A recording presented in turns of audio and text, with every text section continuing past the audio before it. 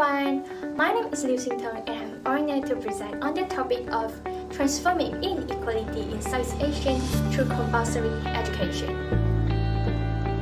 My presentation today will focus on three main aspects: the significance of compulsory education in tackling inequality, the legal frameworks that shape its implementation, and the enforcement challenges that still stand in the way of achieving equal education for all. Together, we will explore how strengthening compulsory education can help to bridge inequality and support a more sustainable, inclusive future for Southeast Asia.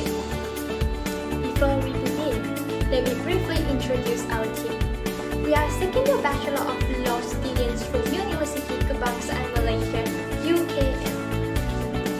My name is Liu Xingtong and I'm joined by my teammates Celine Kohanin and Julia Huanbing Shi. Together, we conducted this study with the aim of understanding how compulsory education can help to reduce inequality across Southeast Asia and how legal and enforcement mechanisms can be improved to achieve that goal. We combine our interest in law, social justice, and education policy to bring different perspectives into this research. Here's an overview of the table of contents of my presentation today.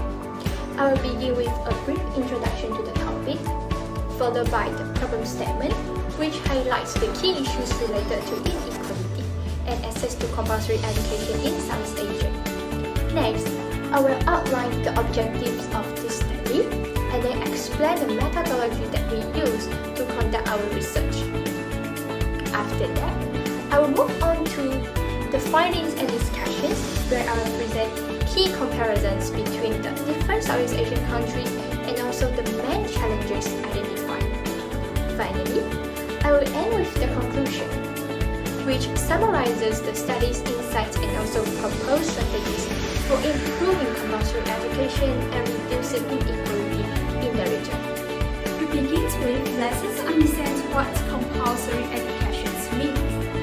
According to the UNESCO Institute of Statistics, it refers to the numbers of years or age spans during which children are legally required to attend school.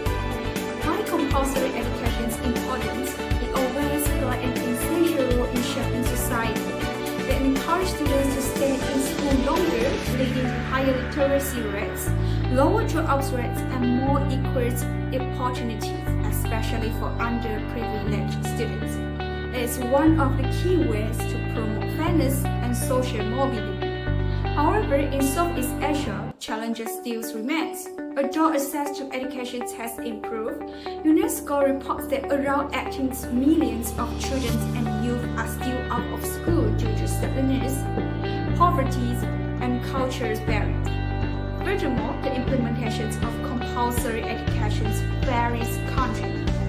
For instance, Vietnam requires schooling from ages 6 to 7 levels, while Malaysia extends it out to age 70. It shows that while the progress has been made, there is still a need to strengthen the system to ensure education for all. To begin, our paper focus on 6 selected Southeast Asian countries: Singapore, Malaysia, Vietnam, Cambodia, Myanmar, and Thailand. The main content of our study examines how compulsory education is implemented in each country, including their legal frameworks and policies. Next, we will look at the problem statements. Although Southeast Asia has made great progress in expanding access to education, inequality in education still remains a serious issue. Our study identified 2 main challenges that prevent compulsory education from achieving its goals. The first challenge is political instability. For example, in Myanmar, after the military coup, over 300,000 teachers and education staff joined the civil disobedience movement. As a result, many schools were forced to close. While wealthier families could afford private education or online alternatives, children from low-income backgrounds were left behind. It deepens the education gaps. The second challenge is economic inequality.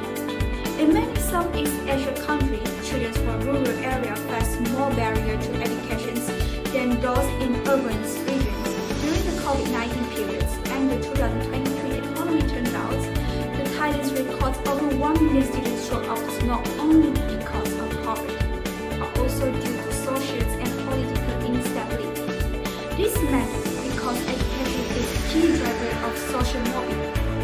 Without equal access to education, the gap between the rich and the poor will only continue to widen, limiting opportunities for many children across the regions. Let me start with the objectives of this study.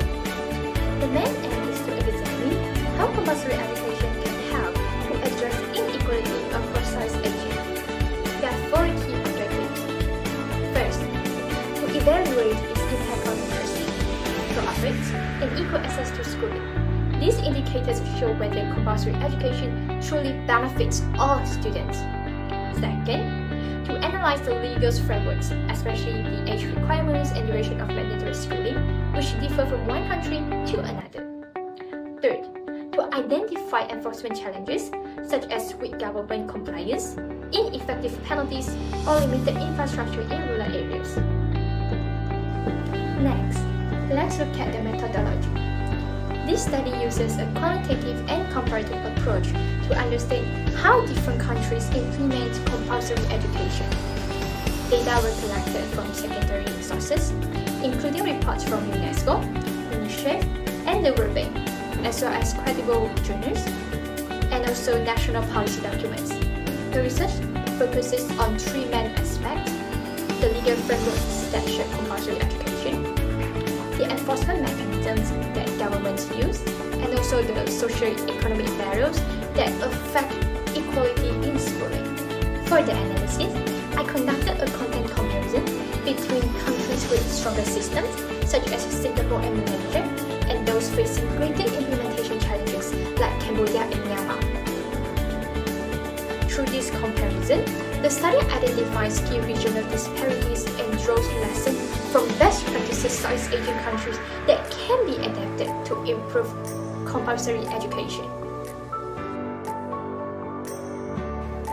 Most Southeast Asian countries already have compulsory education laws. However, not all children get the same chance to study. For example, Singapore and Malaysia have strong systems. They enforce the rules strictly so fewer students drop out. Vietnam is doing quite well, but rural areas still need more support. Meanwhile, Cambodia and Myanmar face many problems such as lack of money, weak rules, and political instability. These issues cause many children to leave school early. There are 3 main factors that affect education equality.